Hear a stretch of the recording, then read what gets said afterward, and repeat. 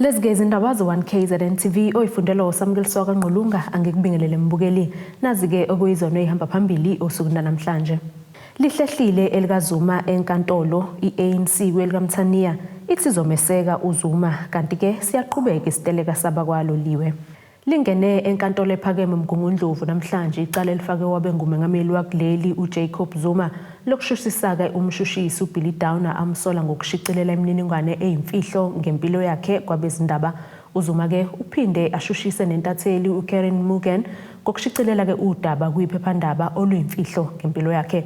uDowner-ke benoMugen bafaka izicelo zokuthi-ke lichithwe leli cala. uDowner uthi-ke lihlukumeza izinsiza kusebenza zombuso futhi-ke lidla isikhathi. uMugen yena usifake isigubhukane sakhe isicelo wathi-ke ufuna-ke kungashushiswa ngoba-ke wayenza umsebenzi wakhe. Lingene enkantolo ephakeme emgungundlovu namhlanje icala elifakwe owabe engumengameli kuleli uJacob Zuma. uZuma ufake icala-ke lokushushisa ngokuzimela umshushisi uadvocate Billy Downer ecaleni lakhe kanye nentatheli yezindaba uKaren Mon. uZuma-ke usola uadvocate Billy Downer ngokushicilela imininingwane yakhe eyimfihlo kwabezindaba. Intatheli-ke yona-ke yabe-ke isishicilela-ke udaba olumayelana nayo-ke imininingwane yakhe uZuma eyimfihlo. Kanti-ke namhlanje ngesikhathi icala lihlezi khona la enkantolo kulaleliwe-ke isicelo esifake uyena-ke uKaren Mon sokuthi-ke ufuna ukuthi inkantolo-ke isichithe lesi sicelo sokuthi ashushiswe ngoba-ke uthi uzizwa ehlukumezekile. Kanti-ke naye uDowner-ke wayekade efake sakhe isicelo ngaphambilini sokuthi-ke leli cala-ke lichithwe ngoba-ke uthi-ke lento-ke kuwukuhlukumeza nje kwezinsiza kusebenza zombuso. There's an agreement that your lordship should simply stand the matter down in order for us to approach the Judge President, and there are various ongoing discussions as to precisely what we will propose to the Judge President. But for present purposes, there is agreement, I can record, that your lordship may simply stand the matter down for us to approach the Judge President. Sikhulume naye okhulumela-ke inhlangano yeJacob Zuma Foundation ukuzwa ukuthi-ke bazizwa kanjani ngalolu daba njengoba-ke kade babelifisa lolu suku lokuthi-ke balifake leli cala-ke inkantolo bashushise umshushisi uadvocate Billy Downer kanye-ke nayo intatheli-ke uKaren Mon. We're happy that it looks like the beginning of justice is unrolling. And it was quite interesting to hear the closing comments of the judge that on the 2nd of February next year, 9:30, there must be here, failure of which warrant of arrest will be issued. So it's quite a serious thing. So we're no longer talking about suspects and this. We're talking about fully fledged accused that must comply with various court orders. So indeed, it looks like so far everything is in place to show that the rule of law applies to everyone. So we're very happy with that. Ukanga nje kwabelungu lokho uzitshela nje ukuthi ngoba yena umlungu akumelanga into zenze kuye okusalayo uphule umthetho yiyo nje esikhulumayo and asifuni ukuthi unqamalala uvele nje wajampela ukumletha la enkantolo. unqamalala oqalela wabhalela upresident of the country ukuthi nakonakala upresident wayithulela kwabhalelwa uminister Lamula wayithulela kwabhalelwa uBatuyi international director of public prosecution wayithulela bekumele enze njani upresident Zuma. Ubuholi beANC kwisifundazwe iKwaZulu-Natal bephume ngezinkani ukuzokeseka-ke loyo owabe engumengameli kuleli uJacob Zuma. Sikhulume naye-ke usihlalo wayo-ke iANC kwaZulu-Natal uSiboniso Duma. Sicabanga ukuthi usuku olukhulu iPC yaKwaZulu-Natal yathatha isinqumo sokuthi izomsupporta umsholozi omunye wabazabalazi abakhulu bakwaZulu-Natal nabase-South Africa yonkana. So iPC ibona ukuthi kuba ngcono ukuthi simsekele kuzo zonke izinto ezenzakalayo eziqondene namacala. Namhlanje kodwa bekusuku oluhlukile ngokuthi kwenze i-private prosecution ukuthi oDowner benoMorgan kube yibona azobhekana nabo nenkantolo ukuthi abawenzile kahle umsebenzi. Kuyiqiniso ukuthi-ke uyaziwa uDowner ukuthi umuntu esimbuka njenge-racist prosecutor ngaso sonke isikhathi soke ufuna ucindezela abantu abamnyama. Namhlanje bekuyena ohleli-ke kwi-dock okuyena ommangalelwa. Bazamile-ke this morning bengafuni ukuthi bachajwe criminal ngoba bafuni bacanje into yomuntu omnyama kuphela. Namhlanje bachajwe criminal. I-process iqalile and we are very happy. Sicabanga ukuthi i-system iyasivezela nje ukuthi ibalekile ukuthi fanele bakhave nawo bonke abantu. Ngokujwayelekile bowazi ukuthi abantu abamnyama kufanele bahlale ezinkantolo. Nejudge sike salibola lithi ukuthuka kancane lingazi fanele bafake kwi-dock baze bazibuza nabafanele bahlale nabo colleague wabo nabachacha wozani nizohlala endaweni niboshiwe manje niyiboshwa namanje sibabonile besuku i-step is right in the right direction for i-transformation of judiciary and ukuthi umthetho wonke umuntu fanele alingane and uthithwe ngendlela efanayo so siyayijabulela kakhulu lo process. Leli cala lihlehliselwe ke unyaka ozayo ezindabeni ze1KZNTV ngu-Ayanda Dube ngibika ngisemgungundlovu. Uhlalo we-ANC kulesi sifundazwe yosiboniso Duma uthi-ke kubonakala kwabo namuhla ukuzokwesekwa ngumongameli uJacob Zuma njengoba kade kevela enkantolo kungezinye zezinto ebezithathwa-ke kwiziphuma zenkomfa abakhethwa kuyona ngoJulayi njengoba bayaphathiswa amagatsha ukuthi-ke adinga ukuthi-ke uZuma esekwe ngaso sonke isikhathi imevele enkantolo. uDuma kusho lokhu ekhuluma nabalandeli baZuma ngaphandle kwenkantolo enkulu eMgungundlovu. Ngesikhathi enza inkulumo yokwethula uNxamalala, uDuma uyivezile uthi nakuba ukuzalana enkantolo kukhona bebengahambisani nakho njengoba bekuvele einkundleni zokuxhumana kodwa basamile ekutheni kuyiphuma ezenza kwinkomfa yabakhetha bazoqhubeka nokwenza lokho njengoba okunye kwakho kwakuyikona ukuthi bayomeseka ngaso sonke isikhathi umsholozi bangabe zovela enkantolo. Kubuholi besifundazwe abantu bebade bekhona uyena loyo ongumphathizimali uNtuthuko Mahlaba bese kuba usekela sihlalo uNomagugu Simelane. Ngicela kumuntu ke comrade permission yokusupport uNxamalala Maqabane. Sifuna ama comrade abe clear whether ayasithanda noma akasithandi kube njalo. Msholozi siyabonga ukuthi ukwazile ke namhlanje umsholozi comrade uqopha umlando. Ubeka belungu kwi-dock wabamangalela bayohlala endaweni ehlala khona abantu abamnyama. Ubhilidana mesimboka sibuka nje umlungu thina oyi-racist obasizondayo abantu abamnyama. Kanjalo noKaren Morgan umebika indaba akasibonje ngabantu ke ekufanele bahlonishwe kodwa unendlela enza ngayo. So uNxamalala uthatha isipindi namhlanje wenza into engajwayelekile. Akujwayelekile ukuthi umlungu kube uyena omangalela ukuthi kuba abantu abamnyama bahlale ngemuva kulezi zindawo. They were even confused ngaphakathi whether kufanele bahlale endleya ndawo noma kufanele bengahlali.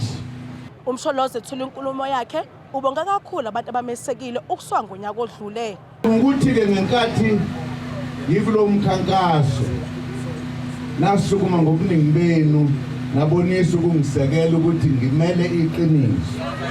Ngiyimela njalo nje iqiniso. Ngisho uma ngikhuluma ipolitiki angikhulumi ipolitiki encengayo mina. Ngikhuluma ipolitiki nje ekhuluma iqiniso.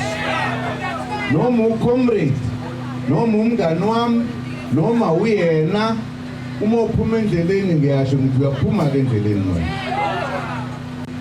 Angaze ke ngikwenze okunye. Noma ngidonsa iminyaka e10 ejele ngangimele iqiniso. Noma ngingaphandle ngilwale ngaphandle ngangimele iqiniso. Okunye akuvezile ukuthi ukuphela kwesigaba sakhe ngoLesihlanu olwedlule kungezinye zezinto esezimphoqa ukuthi aqhubeke nokwenza umsebenzi wenhlangano njengoba kukhona igeba salibona. Lo mshushisi lo engimbophile manje waye enkantolo unikeza ubufakazi ukuthi kufanele ngiboshwe noma kumnyama noma kubomvu. Ungafanele kwenze lokho ngoba uyena ophethe icala. Labuye icala selahamba lakhishwa nje abashushisi. Uyayibona ukuthi akusekhona ukuthi uboshwe umuntu owonile la. Sekuyipolitiki. Vele la lipolitiki kwasekuqaleni. Base kufakazwa ukuthi ipolitiki lo. Hayi ke uma kupolitiki ubopha umuntu siyambopha nathi. Sokubonakala phambili. Inkinga lelethiwe ezweni lakithi ukuthi kwenza ukuthi sibe nokukhathazeka nje. Singekho isidingo. Kubosha umuntu ongenacala.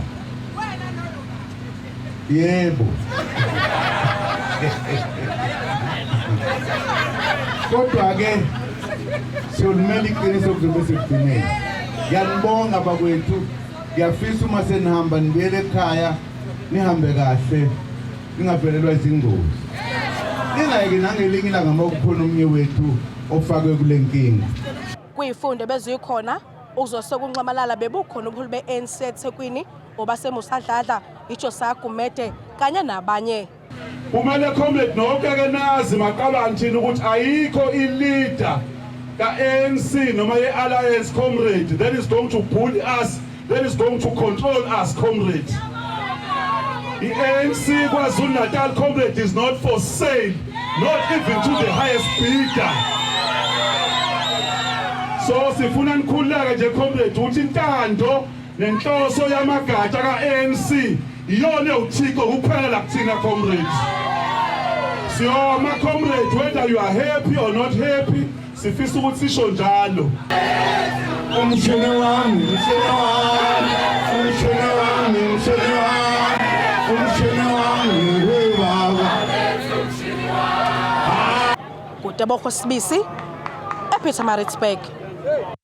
Izisebenzi zenkampani yakaloliwe iTransnet siqhubekile nokungenela isiteleka sokwenyusela amaholo nokuqaleke ngesonto eledlule izinyunyana ke ezimele lezi zisebenzi okuyi-United National Transport Unit ngamafuphi untu kanye nesathawu zithi ke zizoqhubeka ihlale emgaqweni umqashi ke eze ahlangabezane nezikhalo zabo. Izisebenzi ke zifuna ukwenyusela amaholo ngo-12% kanti ke umqashi uthembisa ukwenyusa ngo-3% kuphela. Izinyunyana ke ziveze nokubaluleka kokuqashwa kwabantu abayizakhamizi Richards Bay kunabantu ke bakwezinye indawo. Zijame ngaphandle kwenkampani yakwa-Transnet Richards Bay izisebenzi zale nkampani njengoba zifuna ukwenyuselwa amaholo. Okhulumela inyunyana i-UNTU uthi indlela umqashi enza ngayo ikhombisa ukungawahloniphi amalungelo abo beyizisebenzi. Silala singabasebenzi sibeke phansi amathuluzi ngoba asinelisekile ngephesenti esinikwe umqashi uqale wasinika u1% wasethi 1.5 thina sasithe sifuna u12 but besithi singaxoxisana manje ukuthi mhlawumbe it's above 7 so asikho happy zabasebenzi ingxoxo kade zaqala seyidlule ku3 months I think umqashi akayimisele ngokushintsha noma ngokuquka isinquma sibeke phansi so asikho happy at the same time asiniki ama-picketing rules okusho ukuthi namalungelo ethu uyawacikelela phansi konke lokho kuyasifrustrate abasebenzi we hoping ukuthi umqashi uzosinika lento esiyifunayo but if engasiniki sizoqhubeka nje nomzabalazo simeka khona la ngaphandle kwama premises.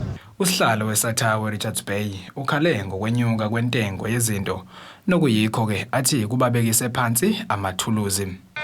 Sibeke phansi amathuluzi emveni kokuba sibona ukuthi umqashi uqinisa ikhanda endabeni yamaholo so lokhu kusibonisa ngokusobala ukuthi umqashi akayiboni inflation rate indlela ekhuphuka ngayo ngaphandle lokhu kusibonisa ngokusobala futhi ukuthi umqashi akasicabangeli isimo esibhekene naso sempilo esisichallengeayo ngaphandle ukuthi zonke izinto ikhuphukile opetrol bakhuphukile ukudla kukhuphukile yonke into iphezulu umqashi ke namhlanje uzosinikeza u3% nawo lo 3% umqashi asinikeza wona sithi nawo mncane akukho ozokwenza ukumehluko ozokwenza sithi ke singabasebenzi bakwa-Transnet now enough is enough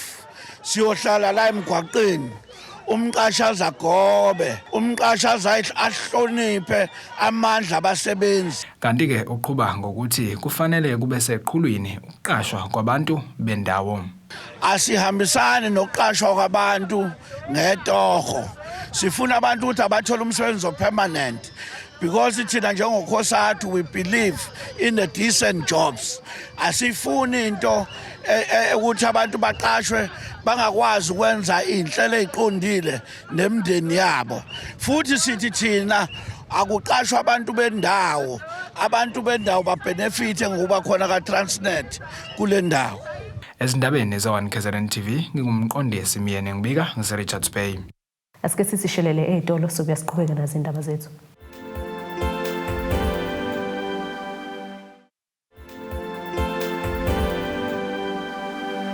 Asikwamukele mbukeli usabukeleke zona indaba za1KZNTV nazi ke sithi zona ehamba phambili. Lihlehlile Elikazuma enkantolo iANC welikaMthaniya ithi izomeseka uZuma kanti ke siyaqhubeka isiteleka sabakwaloliwe. Iqembu likakhongolose ngaphansi kwesifunda iMusadladla enyakatho nesifundazwe KwaZulu-Natal lisola ke iqembu le-IFP kokukhokhela ikhansela labo uMichael Khuzwayo waku-Ward 5 kumasipala uMthonjaneni ukuze ke esule esikhundleni. Unobhala kakhongolose kulesi sifunda uNathi Xulu uthi ke uKhuzwayo ke wakuveza kweminye imihlangano yeqembu ukuthi ke uthenjiswe u2 million randi umasipala ukuze ke alaxaze ukhongolose. Iqembu likakhongolose lisashaqekile emva kokusula isigubhukane kwekhansela layo lokuWard 5 kumasipala uMthonjaneni. Leli qembu lithi lithole lezi indaba kwinhlangano esimele engamele ukhetho kuleli okuyi-IEC. Ekhuluma nethimba lezindaba unobhala kakhongolose kwisifunda iMusadladla uNathi Xulu usoli iqembu le-IFP ngokunonusela uMichael Khuzwayo ngemali elinganiselwa ku2 million wesigidi zamarandi ukuze laxaze leli qembu. Emva kokuthi bomfowethu uMike atshela ubuholi ababukhona kwenye ama-meetings ayisemthonjaneni ukuthi uthenjiswe u2 million umasipala wasemthonjaneni kakhulukazi u-MM but bembizele eThekwini ehotela. Wavuma ukuthi uzohamba ayothatha lo 2 million ukuthi uzohamba nama-Hawks. Wasetshela leadership ukuthi ingatsheli muntu le eyikhona ngalelo langa leli emthonjaneni ukuthi ingatsheli muntu ufuna ukubabopha yena. So kodwa sithola Monday ukuthi useresignile uMike wahamba and khona la cashiswe khona ukuze kuphele 14 days we-change of mind. Ingakho engatholakali ngisho ey'nqingweni zakhe umfowethu uMike by-election but kuyasikhathaza-ke thina njenge-ANC lokhu ukuthi i-IFP eholo umasipala bonke la kwi-district iKingdom inayo imali enkulu kangayo ukuthenga abantu but abantu bashoda ngamanzi, abanawo amanzi, bashoda ngey'nsiza ey'hlukahlukene. Lo mkhandlu wasemthonjaneni uphethwe yiqembu le-IFP njengoba esulile uKhuzwayo lokho kusho ukuthi kuzoba nokhetho lokuchibiyela kuyona le warding. Ngakolunye uhlangothi uhlalo we-IFP esifundazweni KwaZulu-Natal uThami Ntuli uphendulile kulezi insolo ezivezwa yiqembu likakhongolose. Njengeqembu leNkatha Freedom Party la KwaZulu-Natal lezi insolo lezenziwa yiqembu lika-ANC zokuthi khona ikhansela elithengiwe awusithatha njengehlaya ngoba i-ANC yazi ukuthi akulona lodwa ikhansela elisulile leli ngoba lapha ebuhlebezwe nje ikhansela labo lisulile. Bayazi ukuthi amakhansela abasula mhla yonke lokho khombisa ukuthi banenkinga ngoba nalapha eMhlathuze nje kwakune-by-election ikhansela labo lisulile. Kufanele babhekane bona ney'nkinga zabo kuphela ngoba ngisho nangaphandle isifunda saKwaZulu-Natal amakhansela ka-ANC ayasula. Manje angiboni-ke kuzoyilekelela i-ANC ukuthi basole amanye amaqembu uma ngabe beney'nkinga ey'khona ngaphandle kufanele babhekane nazo bayilungise. Nazo lezi insolo nje zokuthi kukhona imali esetshenziswa ukuthenga ikhansela abantu behluphekile noma belambile. Iqale nini ukwazi lokho i-ANC phela ngoba isiphethe isifundazwe uhulumeni yenzeni ngalokho uma ukuthi yazi abantu bahluphekile balambile. Iqembu le-IFP libonakala linamandla kwisifunda iKingcetshwayo njengoba lukwazile ukuhlwitha omasipala abathathu abebephethwe yiqembu likakhongolose ngenkathi kunokhetho lohulumeni basekhaya ngonyaka odlule. Ezindabeni ze1KZNTV kubika uThabani Maphumulo eRichards Bay. Umphakathi owakhele isifunda ugu ukhala ke ngokugcwala ngokweqile kwemfucuza lapho ke kulahlwa khona udoti umasipala iRenkonyeni. Ilungu lomphakathi elikhulume neziko lezindaba lithi ke kade lalibhalela umasipala izincwadi liqhamuka ngenecebo lokuthi ke ingaphungulwa kanjani imfucuza kodwa ke lashawa indiva. Oyilunga lenhlangano engenzi inzuzo iThe Green Nets ngaphansi kwesifunda ugu uHelen Dodge uthi njengoba sandi isibalo semfucuza ilahlwa noma ikanjani kanti nendawo elahlwa udoti ngaphansi kwamasipala iRenkonyeni iOatlands uzokuthiwa igcwele kanti bona beyinhlangano banazi izindlela ezingasetshenziswa umphakathi ngokulekelelwa umasipala ekutheni banqanda imfucuza engcolisayo. Uthi umasipala uyazi ngalolu hlelo kodwa akazi ukuthi kubambe kuphi ekutheni usetshenziswe. The municipality has been aware of this technology for some time. I don't know why it hasn't been embraced. What makes sense to us would be at least in each ward to have a community waste management centre. And that means that people in Masinenge, people in Nosita, people in Louisiana, wherever, all of these people who currently don't have anywhere to take their stuff and are forced. So what do people do? It lands up in the bush, or it lands up in the river, or people dig a hole and bury it or burn it.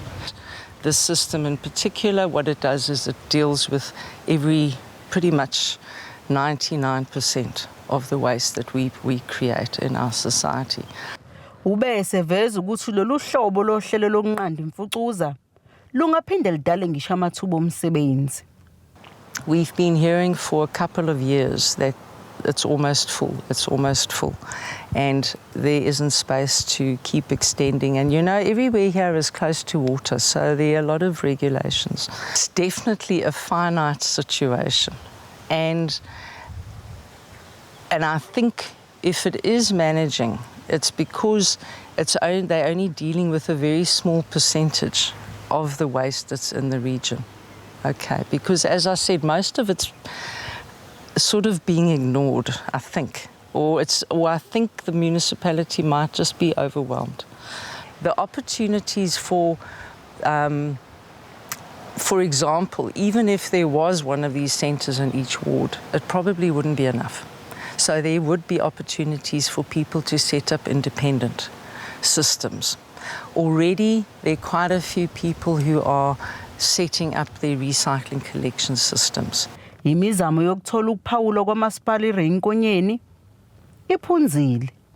Ezindabeni ze1KZNTV kube kuzamando sicele ngisesayidi. Umhlelo womcimbi wokufundulula amakhono ubhekana emhlongo wasedondotha kwesakamthetho enyakatho nesifundazwe KwaZulu-Natal uthi ke intsha eningi yakule ndawo inamathalente kodwa ngenxa yokuthi ke ayinakiwe igcina ke isilibele izidakamizwa. Ikhuluma ke neze kulezi ndaba umhlongo uthi ke inhloso yakhe ukuthi ke avundulula amakhono ingakho ke ehlele lo mcimbi ukuze intsha yakule ndawo ibe nento ezobagcina bematasa futhi ke ikwazi ukuziphilisa ngayo. Ibuphume ngobuningi bayo kintshe endaweni yasedondotha kwesakamthethwa ukuzoba ingxenye abantu abazoqhudelana ngamakhono ahlukene kuhlanganisa ke umculo, umdanso, ingoma, isikondlo nokunye. Umhleli kwalomcimbi uthi ke ufisa ukubuyisa ukuzethemba kubantu abasha besebenzisa amakhono abo bengawafihli. Ngifuna ukuletha ukuyithemba kubantu abasha kwintsha yakithi ikakhulukazi engiyibonayo ukuthi amakhono awo anayo kodwa ayiwanakile. Izinto njengama-competition amakhulu abayingeneli nje nhlobo.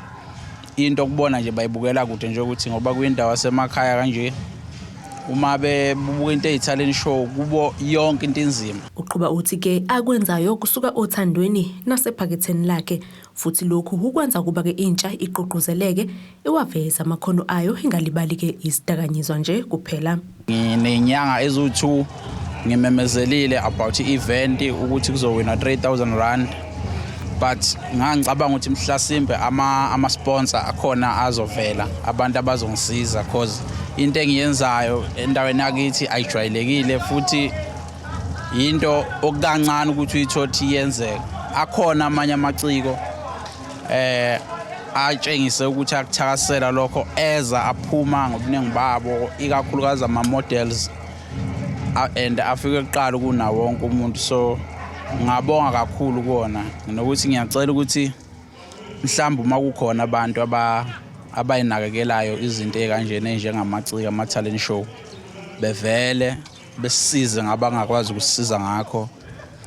Uthi ke unesifiso sokuthi ke ukuthi lo mcimbi ubeke yinto eyenzeka minyaka yonke ukuze ke baqhubeke nokuvundulula amakhono futhi ke banesifiso nokuthi ke bathole abanye abantu abazoqhubeka bangenele lo mncintiswano. Eminyakeni elandelayo igcina sibisinto enkulu isikwazi ukuthi ngingenelele nezikole ingakhethi ngoba asikhethile ngokweminyaka ukuthi umncane noma umngakanani because i-talent into nje eyisiphiwo sakho. Uyakwazi ukuthi ube nesiphiwo kodwa mhlawumbe ungaphiwe esikoleni kodwa nje uma ukholelwa kakhulu kuwena ukuthi into uzoyenza ungayenza. And imali ewinwa la engango 3,000 ngiyacabanga ukuthi umuntu osuke semncane ngamsiza ukuthi ekwazi ukuthi eyo recorder ebe ne studio enze i-album so kuningi umuntu angakwenza ngayo imali. Asiphinde sisitshelele futhi ezitolo sobuya siqhubeke nazo indaba zethu.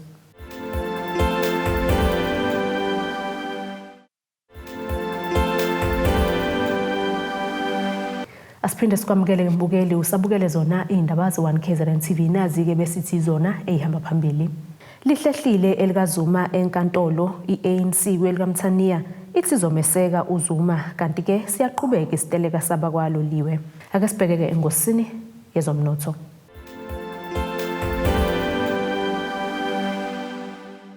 Irandi lakuleli liwu-18.19 maqhathaniswa nedola laseMelika libe u-20.14 maqhathaniswa nopondo laseBrithani libe u-17.65 maqhathaniswa ne-euro yase-Europe. Igolide lona libe $1,683.67 i-ounce kuthi wole ongahluziwe wona be-$97.92 umphongolo. Ake sibheke-ke engosini yezemidlalo.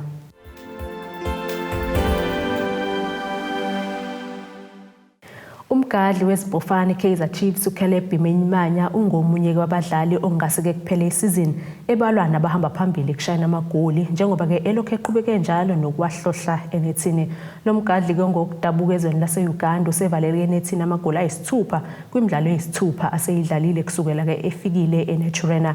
Amaphenalty amathathu awashaye ngesikhathi Chiefs inqoba eStellenbosch izolo kumdlalo we-league yiwona ke amenza ahambele phezulu njengoba ke uqopha umlando ongakazi ubonakala ku-DStv Premiership kusukela ke yasungulwa nokuba ke umgadli ovalele enethini amagoli amathathu kungamaphenalty. Nasi-ke isimo sezulu esingalendeleka.